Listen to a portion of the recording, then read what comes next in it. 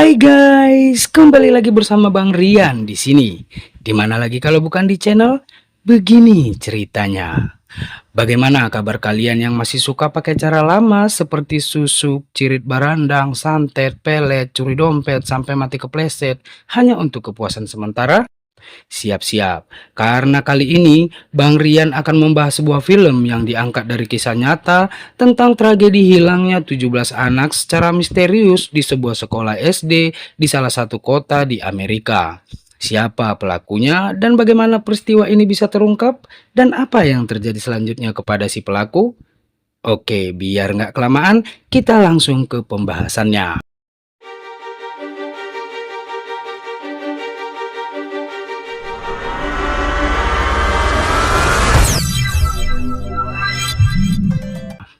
Film diawali dengan memperlihatkan aktivitas di pagi hari di salah satu sekolah, dan tampak seorang guru yang terbilang masih guru baru di sekolah itu bernama Justin terlihat sedang menuju ke kelasnya, dan betapa kagetnya ia ketika melihat di kelasnya hanya ada seorang murid bernama Alex saja.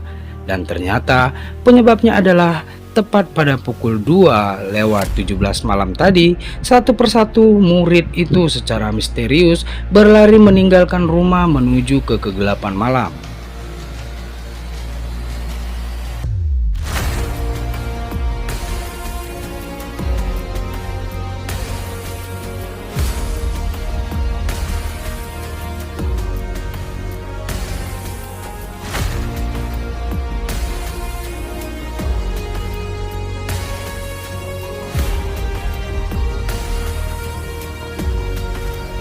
Peristiwa di luar Nurul itu pun sontak membuat pihak kepolisian kerepotan sampai harus memeriksa CCTV setiap rumah para murid untuk mengetahui kronologi kejadian yang tak biasa itu.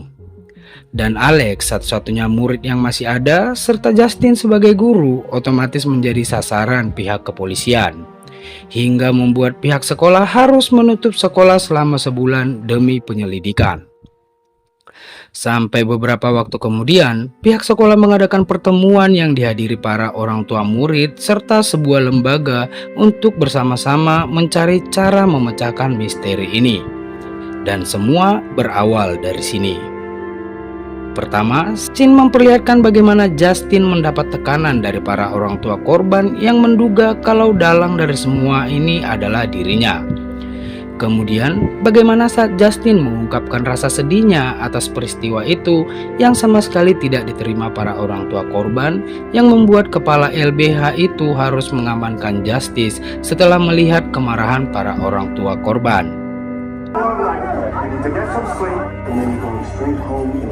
Lalu scene memperlihatkan Justin yang terlihat sedang menuju sebuah minimarket untuk membeli beberapa botol minuman. Lalu tiba-tiba ia menerima panggilan dari orang yang tidak ia kenal yang terlihat mengintimidasinya. Tak sampai di situ, saat Justin berada di rumah pun ia masih tetap mendapat intimidasi entah dari siapa.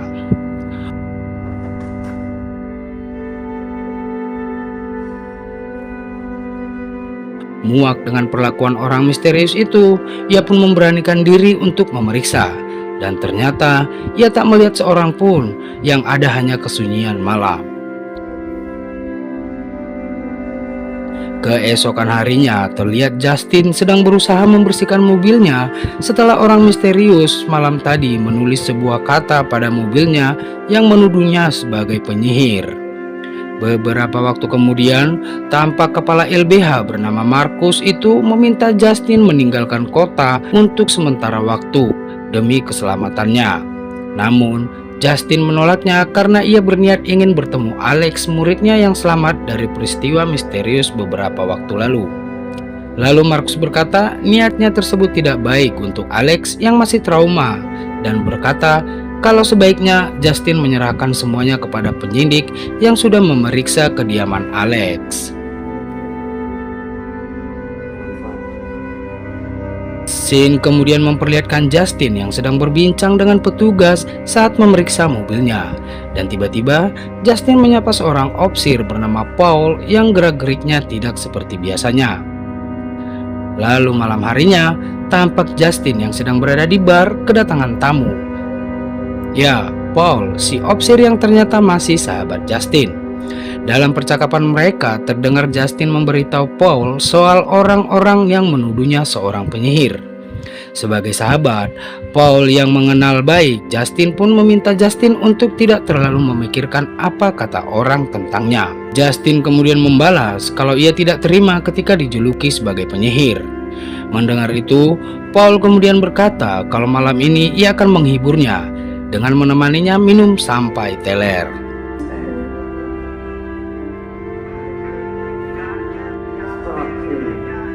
Benar saja, Paul yang bukan peminum pun sampai lupa waktu dan meminta Justin untuk tidak memberitahu Donna, pacar Paul, tentang kejadian malam ini. Lalu meminta Justin untuk menyerahkan kasus itu kepada pihak berwenang sembari turun dari mobil. Beberapa waktu kemudian, Justin yang tidak mengindahkan perkataan ketua LBH dan sahabatnya Paul pun mulai mengikuti bus sekolah berniat untuk menemui Alex. Sesampainya di depan rumah Alex, ia pun mencoba menekan bel rumah itu. Dan karena tidak ada jawaban, ia kemudian mencoba memeriksa dari sisi samping. Melihat semua jendela tertutup koran, ia pun semakin penasaran dan berniat memeriksa hingga ke belakang rumah Alex. Tapi tiba-tiba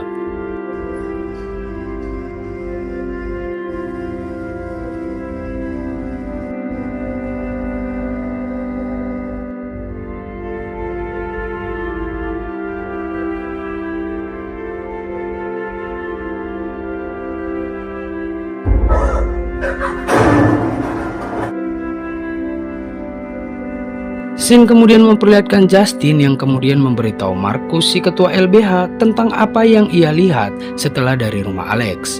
Tampak Marcus kecewa dengan tindakan Justin, tapi Justin tidak peduli. Ia masih tetap curiga dengan kondisi rumah Alex yang sedikit aneh.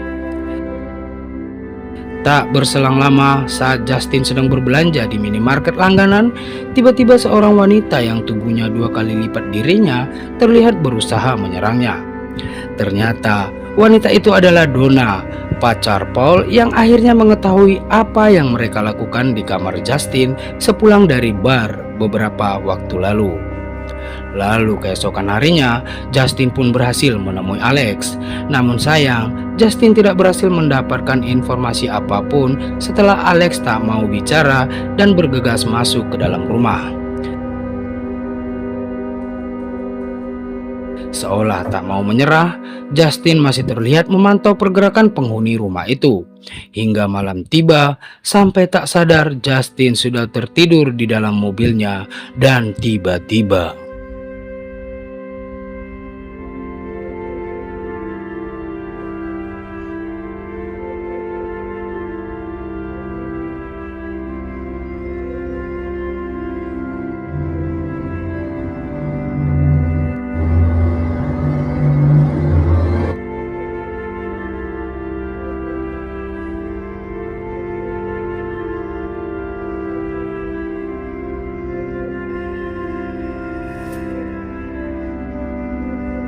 scene kemudian beralih kepada Archer, salah satu orang tua korban, yang sampai saat ini tidak pernah nyenyak tidurnya setelah melihat rekaman CCTV bagaimana anaknya Matthew meninggalkan rumah dengan cara yang sangat aneh.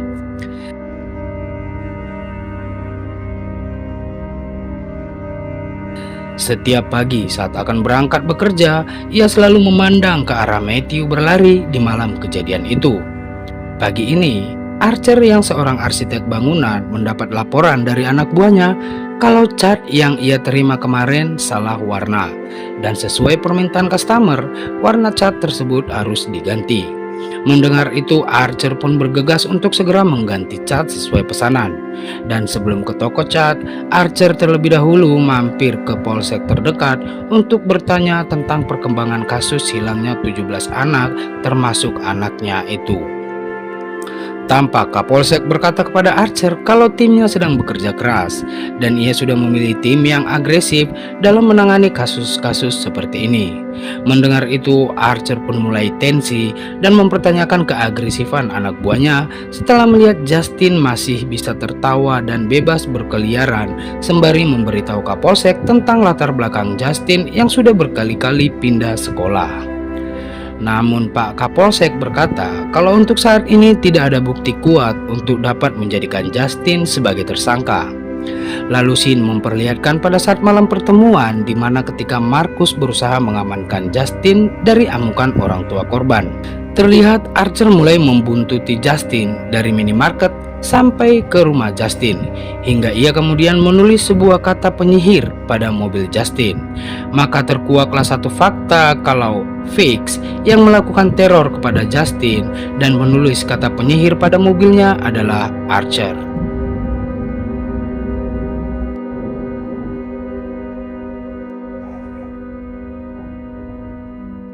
Where are you?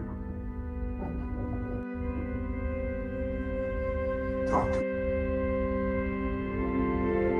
I'm sorry that I wasn't able to not to say it so many times.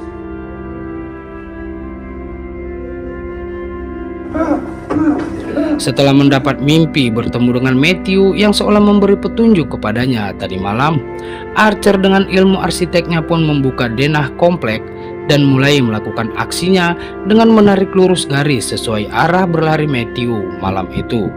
Ia kemudian bergegas menemui kediaman orang tua korban lainnya, berniat untuk melihat rekaman CCTV malam peristiwa misterius itu. Sayangnya, ibu dari salah satu korban tidak bersedia menerima orang asing memasuki rumahnya, apapun alasannya. Tak menyerah sampai di situ, Archer terlihat berniat menunggu suaminya jika istrinya tidak setuju.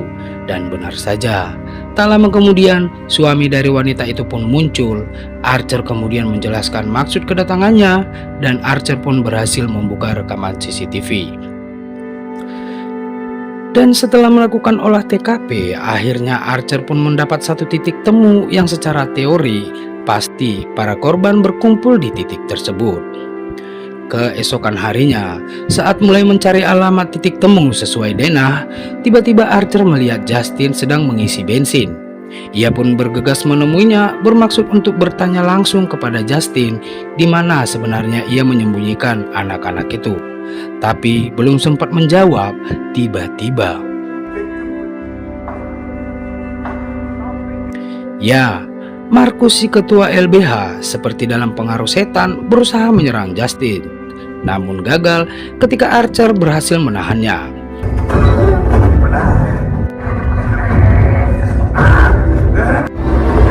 Scene kemudian beralih kepada Paul saat akan makan siang di hari yang sama saat Justin menyapanya.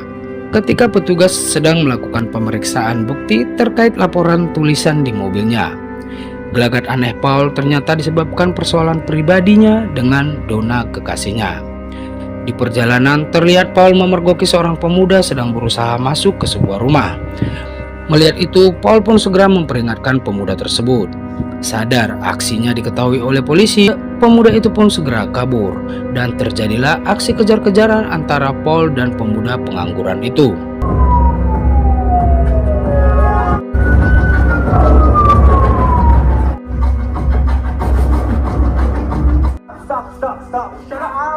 Setelah berhasil meringkus pria bernama James itu, ia kemudian bertanya apakah ia membawa narkoboy, sajam atau sejenisnya.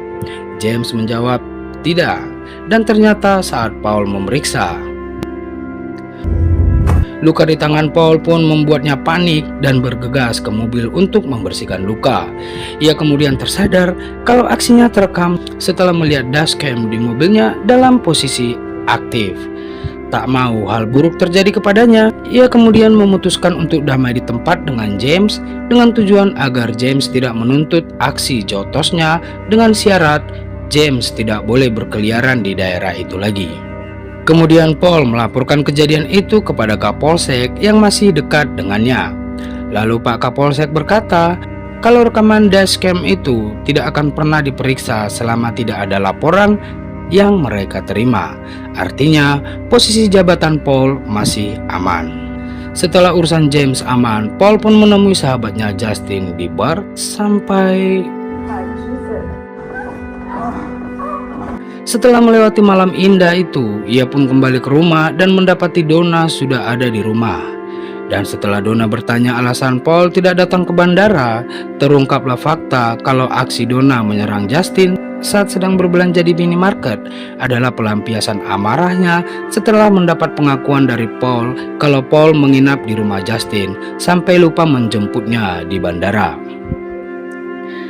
Dasar nasib sial, keesokan harinya Paul kembali melihat James yang sebelumnya sudah berjanji tidak akan berkeliaran lagi di daerah itu, dan aksi kejar-kejaran pun kembali terjadi. Scene kemudian beralih kepada James di hari sebelum ia bertemu dengan Paul. Terlihat James sedang sibuk dengan bongnya dan bahan yang kentang, tapi duit gak ada buat belanja.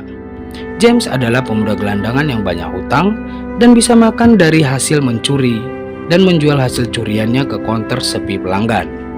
Dan kebetulan hari itu hasil curiannya tidak diminati pemilik konter sampai membuatnya harus mencoba masuk ke sebuah rumah. Namun sayang, aksinya diketahui oleh seorang polisi yang berhasil membuatnya babak belur. Dan setelah membuat perjanjian dengan si polisi bernama Paul itu, ia kemudian mencoba mencari rezeki di daerah lain. Dan kebetulan ia melihat sebuah rumah yang seperti tak berpenghuni. Merasa ini adalah target empuk, James pun mulai mencari akses masuk ke dalam rumah tersebut. Sampai akhirnya ia memutuskan untuk masuk lewat jendela bagian atas rumah.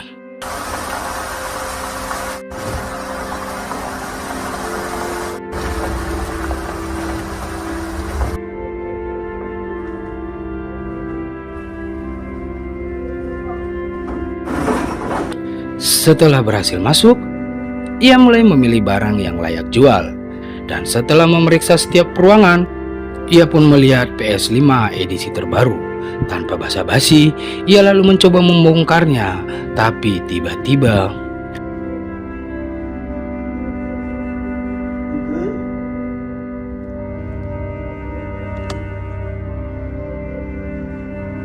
setelah memeriksa benda yang mirip seperti patung itu, ia kemudian melanjutkan aksinya dan berniat mencari benda berharga di ruangan lainnya. Tapi tiba-tiba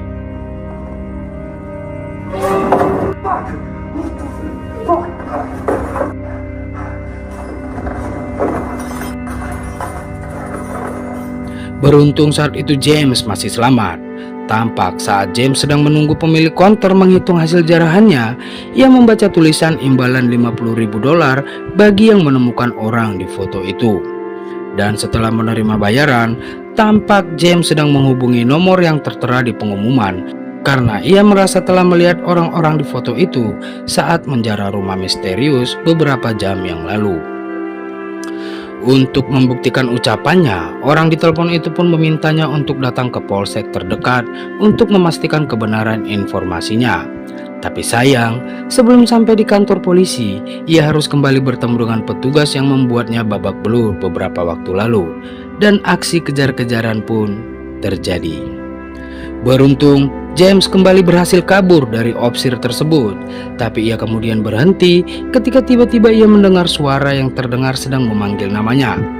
Dan setelah melihat sosok yang memanggil namanya adalah seorang wanita yang berpenampilan aneh, ia pun segera kabur dan masuk ke dalam tenda persembunyiannya. Tapi tiba-tiba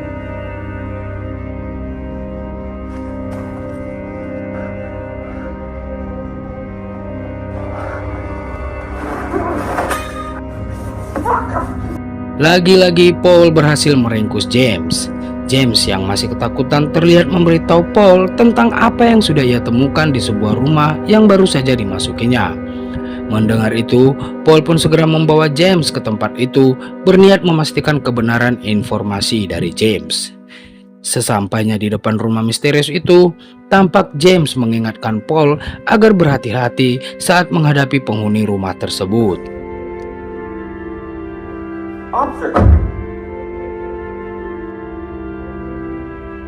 Dan setelah Paul tiba di depan pintu rumah, terlihat seseorang membukakan pintu untuk Paul. Dan sejak Paul masuk sampai malam tiba, Paul tak kunjung keluar dari rumah itu sampai akhirnya.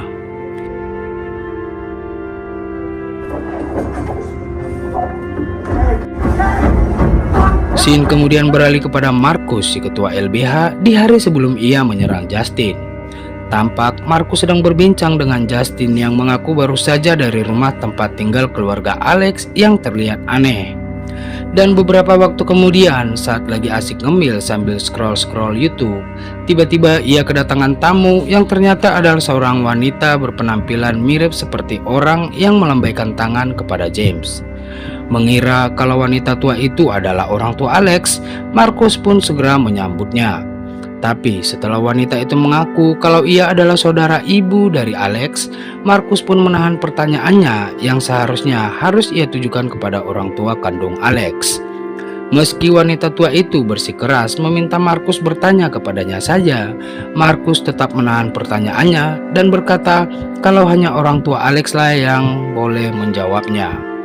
Mendengar itu, wanita itu pun mulai kesal dan berkata pasti ada yang salah dengan keputusan Marcus.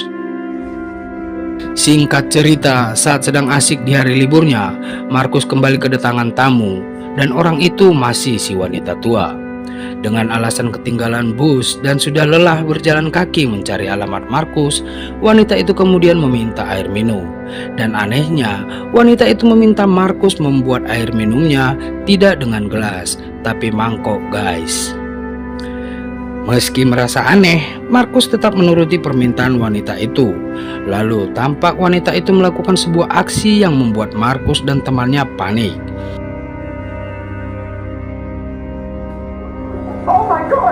Dan setelah wanita itu menggunting rambut temannya, Marcus pun berniat menghubungi 911. Tapi tiba-tiba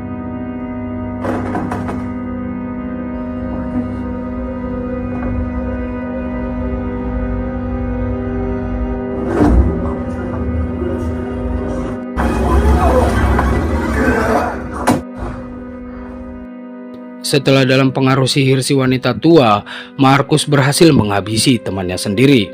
Tampak wanita itu mengambil rambut Justin dan menggulungnya di media santetnya yang membuat Marcus langsung berangkat menuju target selanjutnya, yaitu Justin.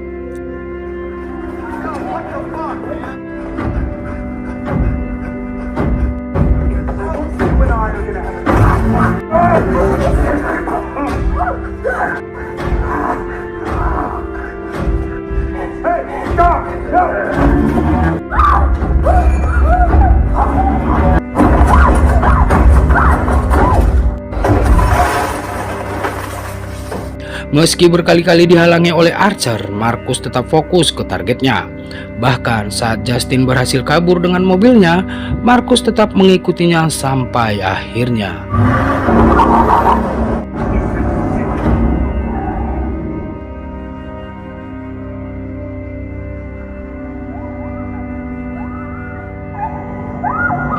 Setelah Archer sadar kalau pelakunya bukan Justin, ia kemudian meminta Justin membantunya dalam mengungkap misteri ini. Dan setelah memperlihatkan hasil yang ia temukan berdasarkan teorinya kepada Justin, Justin kemudian berkata kalau titik temu yang tertera di DNA itu adalah tepat berada di rumah keluarga Alex. Scene kemudian beralih kepada Alex, murid Justin satu-satunya yang tersisa dari 17 anak yang hilang pada peristiwa misterius itu. Dan hari ini adalah hari sebelum peristiwa itu terjadi. Seperti hari-hari biasanya, setelah kelas selesai, biasanya Alex selalu dijemput oleh ayahnya.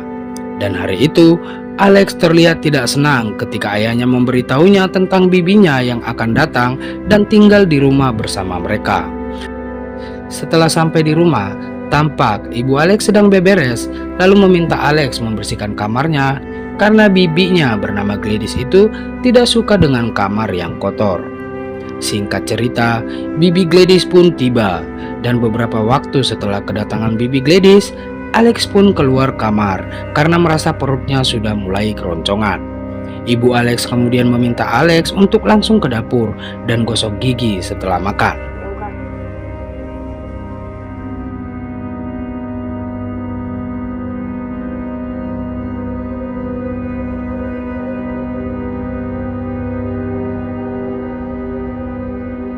Keesokan paginya di perjalanan ke sekolah, Alex bertanya kepada ayahnya tentang berapa lama bibi Gladys akan tinggal bersama mereka.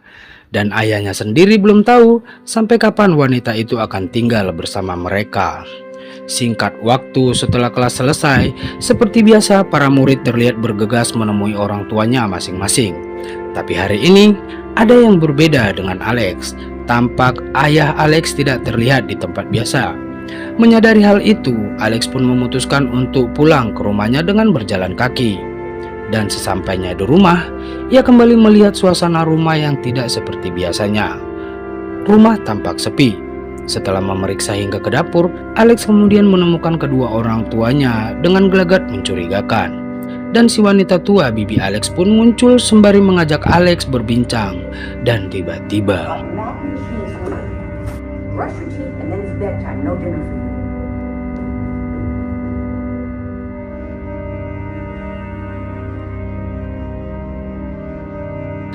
keesokan harinya, suasana masih belum berubah. Terlihat si wanita tua meminta Alex untuk duduk bersama mereka, lalu meminta Alex berjanji untuk tidak memberitahu siapapun tentang keberadaannya di rumah itu, sembari memperlihatkan sesuatu ketika Alex tidak menuruti perintahnya.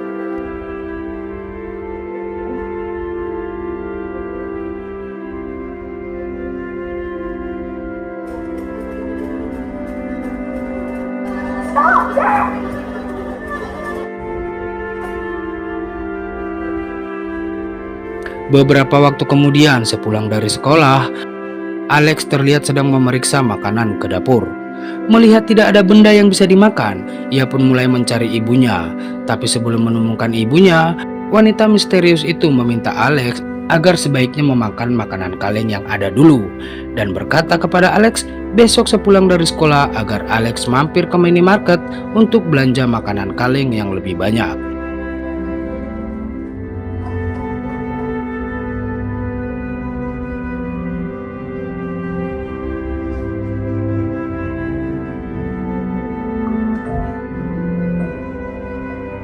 Lalu suatu malam, terdengar suara wanita tua itu memanggil Alex.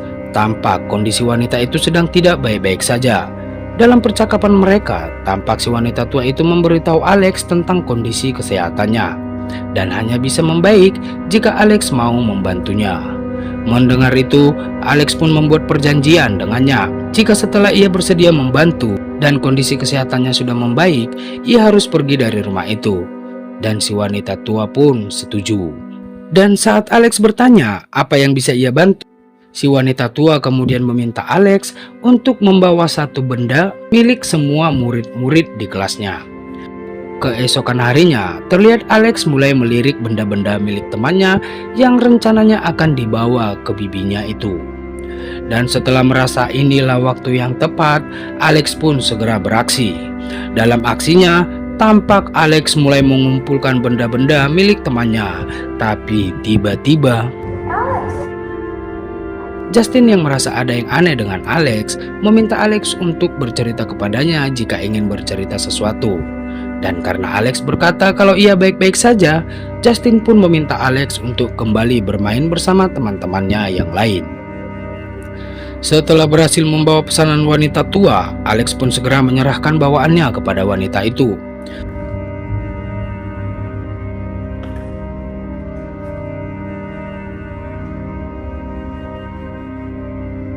Dan setelah melakukan ritual, hal mengejutkan pun terjadi.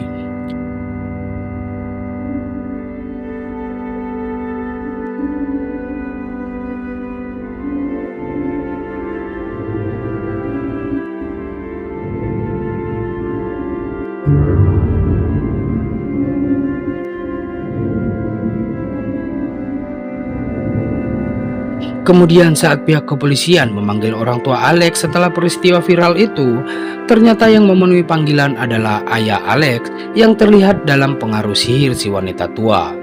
Lalu ketika penyidik memberitahu tentang rencana mereka untuk menggeledah rumah Alex, si wanita tua pun segera membersihkan segala bentuk yang dapat membuat curiga penyidik, termasuk mengungsikan para korban dengan ilmu sihirnya.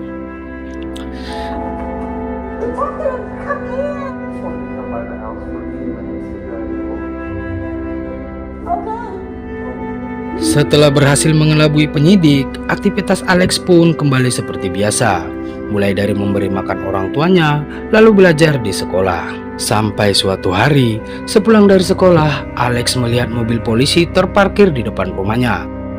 Sempat merasa senang, ternyata setelah masuk ke dalam rumah, ia mendapati Paul dan James sudah berubah menjadi mayat hidup seperti ayah dan ibunya.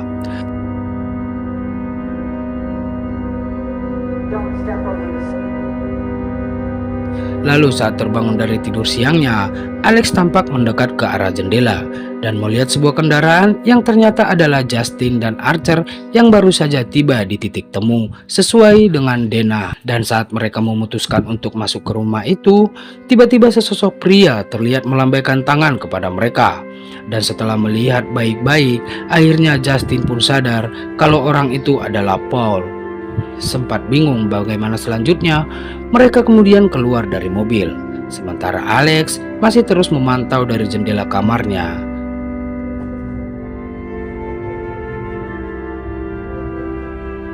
Hello? Dan setelah Archer dan Justice masuk ke rumah itu dan memeriksa, tiba-tiba Archer mendengar jeritan yang ternyata adalah Justin yang mulai mendapat serangan dari Paul. Tak hanya Justin, Alex pun tak luput dari serangan ayah dan ibunya yang dalam pengaruh sihir si wanita tua.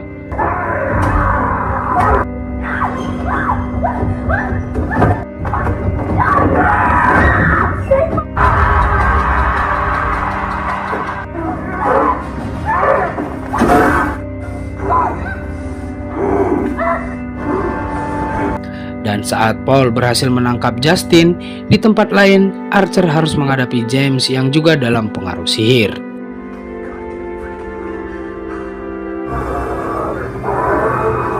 Sementara Alex masih terus diburu oleh ayah dan ibunya, Justin pun harus menghentikan Paul dengan sebuah tembakan tepat di kepalanya.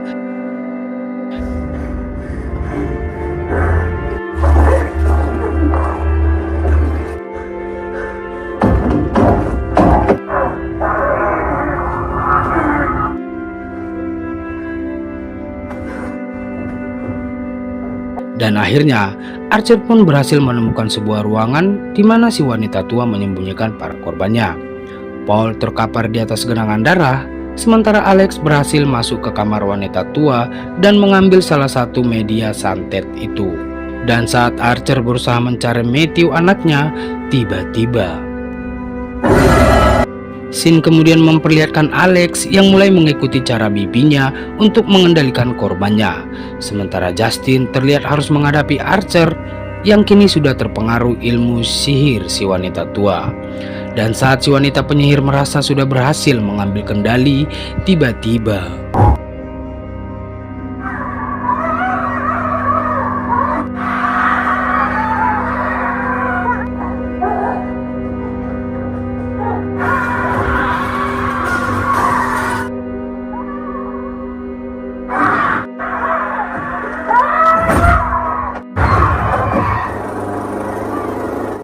usaha dan keberanian Alex pun berbuah manis. Aksi beraninya akhirnya membuat si wanita penyihir mendapat istilah senjata makan tuan. Terlihat dari para korban sihir yang berbalik menyerangnya. Dan setelah para anak-anak itu berhasil menghentikan si wanita tua itu, mereka pun mencabik-cabik wanita tua itu hingga tak berbentuk.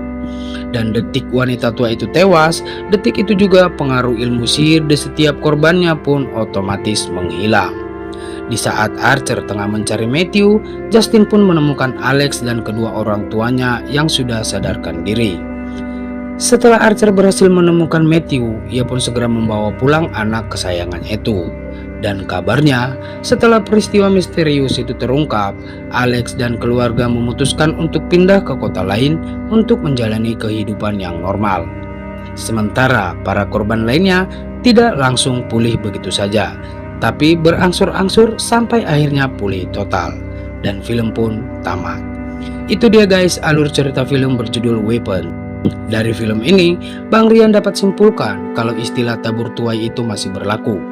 Terbukti ketika Gladys, si wanita penyihir yang menggunakan sihirnya untuk mencelakai orang lain, dan ilmu sihirnya juga yang membuat ia harus kehilangan nyawanya. Bagaimana dengan teman-teman semua? Apa pesan moral yang kalian dapat dari film ini? Silahkan tulis di kolom komentar. Dukung terus Bang Rian dengan menekan tombol like dan bagikan video ini jika kalian rasa seru untuk ditonton. Dan jangan lupa tekan tombol subscribe agar kalian selalu mendapatkan update film terbaru dari channel ini. Dimana lagi kalau bukan di channel Begini Ceritanya. Akhir kata, terima kasih sudah menonton. Sukses selalu buat kalian dan bye-bye.